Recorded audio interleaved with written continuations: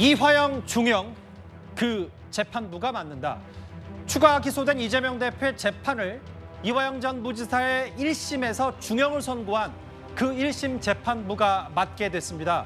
그간 아시는 것처럼 이른바 이화영의 유죄는 이재명의 유죄를 뜻하는 거다라는 말까지 나왔기 때문에 이 재판부 배당에 관심이 쏠릴 수밖에 없을 겁니다. 800만 달러, 그러니까 100억 원이나 되는 돈을 북한으로 불법 송금한 혐의, 거기에 더해서 증거인멸을 교사한 혐의로 재판을 받고 있습니다. 이화영 부지사의 변호인이 이화영의 유죄는 이재명 대표의 유죄를 강력히 추정한다는 그런 주장까지 한 바 있습니다. 기소를 했으니까 이제 수원지법에 배당을 해야 되잖아요. 예. 근데 이 사건은 사실 신진욱 부장판사님 재판부가 다 사실관계를 알기 때문에 여기에 배당하는 게 맞아요. 근데 이렇게 중요한 사건 관련해는 수석부장하고 그 법원장하고 협의를 해가지고는 결정을 해야 어느 부에서 할 것인지. 네. 근데 이런 경우에는 신진우 재판부로 가는 게 원칙인데 여기에 대해서 민주당이 지금 반발을 하고 있는 거예요. 그래서 다른 재판부로 갈 여지가 큰데 지금 수원지법에 있는 그 재판부에서 다 떨고 있대요. 우리한테 올까 봐. 오늘 저희 정치지근에 출연한 전지현 변호사가 전원을 좀 얘기를 했는데 추가 기소됐잖아요. 어제 이재명 대표가 만 하루 만에 재판부가 정해졌는데 그 공교롭게도 이화영 전 부지사 1심 재판부입니다. 저 정혁진 변호사님. 네네. 수원지방법원의 공식 발표는 사건은 전산, 무작위, 랜덤으로 배정된다. 다른 교론은 없다. 이게 재판부가 몇 개 안 되기 때문에 그렇게 무작위로 배정이 되는 건 공통된 통상적인 일인 겁니까? 글쎄요, 이게 예규가 있어요. 예. 대법원에 예규가 있는데 어떤 예규가 있냐면 법관 등의 사무 분담 및 사건 배당에 관한 예규가 있어요. 예. 그런데 원칙적으로는 지금 배당한 것처럼 랜덤으로 그렇게 그 배당하는 경우도 있지만 예. 법원장이 직접 꼭 찍어가지고 이 재판부에서 재판하라 이렇게 결정할 수도 있다고요. 예. 그런데 만약에 수원지방법원의 법원장이 이 이재명 대표 기소 사건에 대해서 이거 신진우 부장판사가 해라 이렇게 할 수도 있었는데 그렇게 하면 또 이런저런 이야기가 나올까 봐. 사실 이런 사례가 있었습니다. 어떤 사례가 있었냐면 어떤 겁니까? 이재명 대표 관련해가지고 위증교사 사건 있었잖아요. 예. 그거를 중앙지방법원의 법원장이 꼭 집어가지고 대장동 재판하고 있는 김동연 부장판사 재판부에다가 거기다 붙였었어요. 병합을 시켰었나요? 그래가지고 이거를 병합할 것이냐 사건을 배당을 갖다가 했고 예. 김동연 부장판사가 이거를 병합해가지고 질질질 끌 것이냐 아니면 위증교사 간단한 사건이니까 따로 할 것이냐 굉장히 초미의 관심사 아니었겠습니까? 기억이 납니다. 만약에 그때 그 김진성 씨가 피고인이 아니었으면 그 위증교사까지 병합시켜가지고 세워라 내워라 할 수도 있었을 김모 텐데 씨가, 예. 그런데 그때 피고인이 한 명 더 있었기 때문에 그 피고인은 무슨 죄입니까? 뭐 10년, 20년씩 재판받아야 됩니까? 그러니까 지금 따로 해가지고 그래도 지금 6개월, 7개월째 재판하고 있는데 예. 그렇게 안 하고 수원지방법원은 컴퓨터 돌려가지고 랜덤으로 했는데 공교롭게 신진우 부장판사한테 배당이 된 거니까 그런데 저는 수원지방법원장이 신진우 부장판사한테 배당하는 게 오히려 맞다고 생각을 했었거든요. 예. 그래야 재판이 빨리빨리 진행이 되고 억울한 게 있으면 이재명 대표도 빨리 혐의를 갖다가 벗을 거 아니겠는가. 그런데 어찌됐든지 간에 이렇게 신진우 부장판사 재판부로 그 배정이 됐으니까 여기에 대해서는 아무도 뭐라고 이야기할 수 없는 그런 상황이 되어버렸다. 그러니까 이제 전산 시스템을 통해서 무작위로 결정된 거기 때문에 정 변호사 말씀은 여러 정책 해석 토달할 필요가 없다. 그런 해석 여지를 미리 차단한 건데 하나만 더요. 네네. 그러면 이미 신진우 부장판사는 이화영 전 부지사 관련 재판 구조가 비슷하니까 이미 한 번 심리를 했었기 때문에 네네. 재판의 속도를 낼 수가 있는 거예요? 재판 빨리빨리 할 수 있겠죠. 그다음에 신진우 부장판사가요. 그 사람들은 많은 분들은 잘 모르실 텐데 이화영 재판 관련해가지고 5월에 재판을 여러 번 했습니다. 일주일에 막 세 번, 네 번씩 이렇게 막 했었기 때문에 아마 제가 봤을 때 필요하다라고 생각하면 다른 재판부보다 훨씬 더 재판을 신속하고 정확하게 할 수 있는 그러한 재판부일 것으로 전 기대하고 있습니다. 대북송금 관련해서 그 구조를 글쎄요, 뭐 우리나라 판사 중에서 수원지법 신진우 부장판사가 제일 잘 알 수밖에 없는 게 상식이기 때문에 지난주 금요일에 신진우 부장판사 이화영 전 부지사 1심 재판부는 징역 9년 6개월 벌금 2억 5천만 원의 중형을 선고했고 대법원 검찰 손을 들어줬어요. 유죄로 인정했는데 다음 화면도 볼까요? 그러면서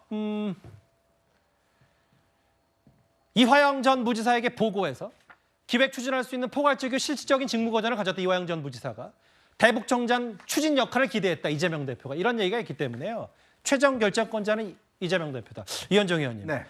일단 배당이 이렇게 됐기 때문에 이화영이 유죄면 이재명이 유죄다. 뭐 이런 얘기도 나왔고 속도감 있는 재판 혹은 이재명 대표에게는 불리할 수 있는 여러 가지 요소들이 있는 거라고 봐야 되는 겁니까? 왜냐하면 이제 신진호 부장판사가 본인이 일단 이화영 부지사에 대한 재판을 했기 때문에 그 판결문을 썼기 때문에 그 증거를 가지고 아마 이재명 대표의 여러 가지 증거 관계를 살펴보지 않을까 싶어요. 지금 이재명 대표 측에서는 국정원 문건 이거를 굉장히 아마 본인들은 뭔가 어떤 좀 사태를 뒤집을 수 있는 그런 카드로 아마 쓸 수 있기를 뭐 바라고 있는데 예. 이 부분에 대한 판단이 이미 내려졌지 않습니까? 아마 그렇기 때문에 아마 이제 재판은 좀 진행될 텐데 제가 볼 때는 아마 이재명 대표 측에서 재판 지연을 위한 아주 여러 가지 어떤 전술을 쓸 것 같습니다.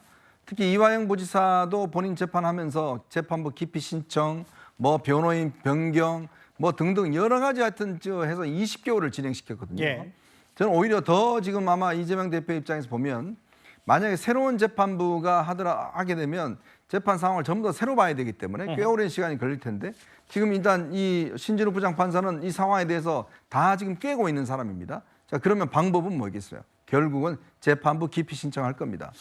그리고 또 재판 지연할 겁니다. 예. 아마 또 변호인도 바꿀 겁니다. 아마 각종 쓸 수 있는 모든 방법을 동원해서 저는 재판 지연 아마 하면서 이 재판을 계속 늘려가야 된다. 왜냐? 지금 일단 상황은 이재명 대표한테 굉장히 불리하게 지금 구성이 돼 있어요. 예. 증거 관계나 이런 것들은 이미 1차적 판단을 내렸기 때문에 그 판단을 바꾸면 이화영 재판에 대한 일단 판단도 바꿔야 되는 그런 상황 아니겠습니까? 예. 자, 그러니까 아마 이재명 대표 측의 아마 전략은 결국 이 어떻게 하든지 간에 재판을 지연할 수 있는 이런 전략을 할 가능성이 저는 굉장히 높다 이렇게 보고 있습니다. 그 신진우 부장판사는 지난번에 이재명 대표의 구속영장을 기각했던 유창원 부장판사, 영장 담당 판사와 마찬가지로 본인이 원하지 않아도 이렇게 이름이 널리 알려지게 됐습니다. 심판사는 과거에 대장동 맏형이었던 김만배 씨에게도 1심에서 유죄를 선고한 바 있습니다. 2년 동안 이어진 재판에서 1심 선고가 있었습니다. 어떻게 보십니까? 판결문 나오면은 면밀히 검토해서 그 변호인단하고 상의해서 항소 여부 결정하겠습니다. 그 재판부가 녹음 파일에 대한 인정을 하면서 뭐 대부분이 상당수가 유죄로 인정된 것 같은데요. 그 부분에 대해서 어떻게 보십니까? 모두 다 판결문 검토 후에 그 변호인단하고 상의해서 결정하겠습니다. 고생하셨습니다. 은수미 시장, 전 시장 징역 2년, 김만배 씨 관련 징역 2년 6개월 이런 과거 이 공직사회에서의 뒷돈, 뭐 뒷거래 이런 부분에 대해서는 엄정하게 따져 물었던 심판사네요. 예, 그렇습니다. 그 과거 판결에서는 그렇긴 한데요. 그렇다고 해서 이 재판에 그 결과가 그대로 반영된다고 단정하기는 어렵고요. 중요한 것은 이화영 부지사 관련 재판인데 이화영 부지사하고 방용철 전 부회장 둘에 대한 재판이었고요. 수사 기록만 5만 쪽입니다. 물론 기본적 사실관계는 동일하고 증거도 비슷하게 제출되긴 할 텐데 예. 그 사건의 범죄 사실과 이재명 대표에 대한 이 범죄 혐의는 다릅니다.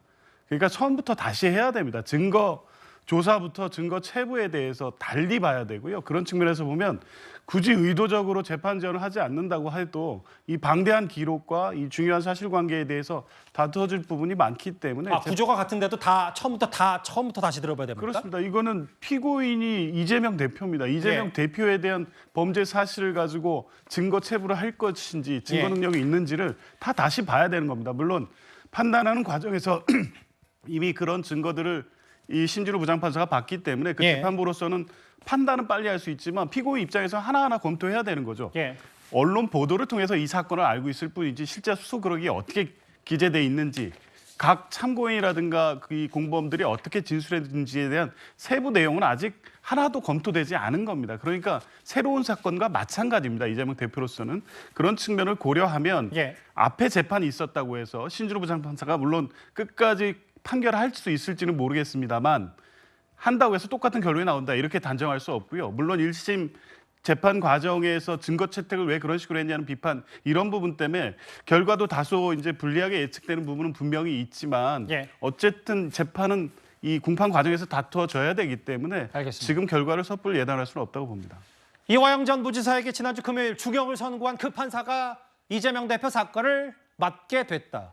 그런데 사실 이화영 전 부지사가 중형을 받은 직후에 그게 민주당이든 이화영 전 부지사 측이든 해당 판사를 공개적으로 저격했었습니다. 1심 수원지법 신진우 부장판사님의 판결문은 비공개 처리됐습니다. 감추는 자가 범인이다라는 말이 떠오릅니다. 이번 판결은 주가 조작 카르텔 기업을 건실한 기업이라며 증거마저도 둔갑시켰습니다. 만약 이 모든 걸 알고도 재판부가 이렇게 판결한 것이라면 김성태의 쌍방울, 검찰에 이어 재판부까지 오염된 사법 역사상 가장 충격적인 판결이 될 것입니다. 브라질의 룰라를 부패 뇌물 사건으로 조작해서 구속했던 세르지오 모루 판사가 떠올랐습니다. 신진우 부장에 대해서 브라질의 세르지오 모루를 연상할 수밖에 없습니다.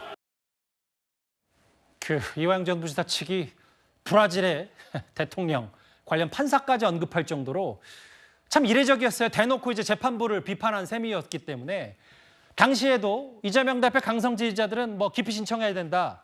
얼마나 많은 소설을 쓸지 정치 판사 이런 얘기를 했는데 다음 화면을 볼게요. 최진문 교수님, 아까 이현정 의원 말씀처럼 실제로 이재명 대표 측 이제 변호인단 모으고 있는데 재판부 기피 신청 가능성 얘기까지 나옵니다. 어떻게 보세요? 뭐 그것도 검토할 수 있겠죠. 뭐 어떻게 할지는 아직은 결정된 게 아니라 뭐 단정적으로 말씀드릴 수는 없겠습니다만 재판부 기피 신청도 고민할 거라고 생각합니다. 왜냐하면 이제 신 판사가 내놓은 여러 가지 결론들 중에 사실 그 선고를 앞두고서 있었던 여러 보도들을 보면 국정원 문건도 공개가 됐었고요. 그리고 쌍방울 직원의 폭로도 있었고요. 그리고 최근에 나온 보도를 보니까 안부수 증인에 대한 매수 관련된 의혹도 나오고 있어요. 예. 그래서 이런 의혹들이 지금 물론 이제 안부수 증인에 대한 매수 의혹은 그때 당시에는 없었습니다만 선거를 앞두고서 이런 일이 나왔음에도 불구하고 그런 부분들이 전혀 받아들이지 않았고 특히 국정원 문건 같은 경우에는 전혀 증거로 채택이 안 된 걸로 보여집니다. 그래서 이런 부분들을 다퉈야 되기 때문에 그 부분에 대한 논점을 좀 더 강화할 걸로 보여지고요. 다만 그럼에도 불구하고 심판사께서 그렇게 결정을 하셨기 때문에 예. 그 재판부를 과연 신뢰할 수 있을까 이런 부분에 대해서 고민이 있을 거라고 봅니다. 뭐 아직까지는 모르겠지만 예. 그것도 하나의 카드로 아마 사용하지 않을까 이런 생각은 있습니다. 정영진 변호사님, 앞서 지금 자막에도 나가긴 했는데 잠시 참고차. 이화영 전 부지사 측도 해당 재판 기피 신청해서 77일간 그러니까 2달 동안 재판이 중단된 사례 저희 뉴스탑10에서도 얘기할 정도로 기억이 나는데 이게 그 일각에서 얘기하는 건 재판부 기피 신청을 하는 게 아니 신진우 부장판사가 편파적으로 우리가 원했던 증거를 채택하지 않아서인지 아니면 이게 최근에 한동훈 전 위원장이 말했던 일종의 시간 끌기 전략 아닌지 여러 가지 해석들이 나오는데 어떻게 판단을 하십니까? 그러니까 이화영 재판이 재판부 기피 신청으로 인해 가지고 77일이 지연이 됐어요. 예. 그런데 재판부 기피 신청은 어떤 때냐면요.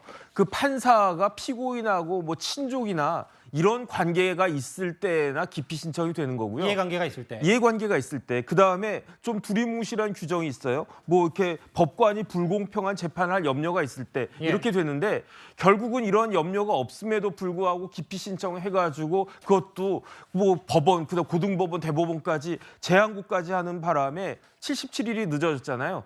그런데 그렇게 해가지고 언제 판결이 나왔습니까? 6월 7일 날 판결 나왔잖아요. 예. 6월 7일에서 77일을 빼면 며칠입니까? 3월 달이라고요.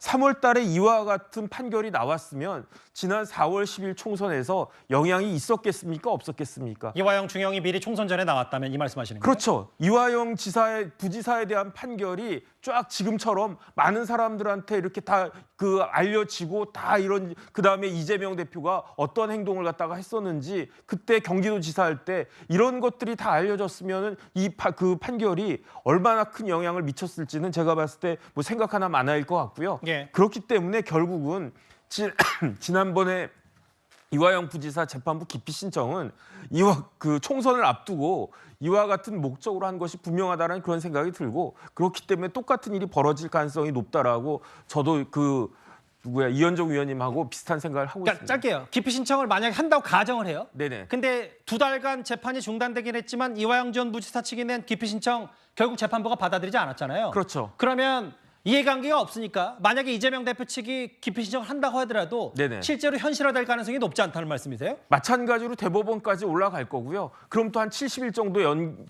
지연이 될 거고 결론은 재판부 기피 신청은 이유가 없다라고 대법원에서도 똑같은 결정을 할 것이다. 저는 그런 생각이 듭니다. 일단 대북송금 사건 이재명 대표 1심 재판부가 결정이 됐고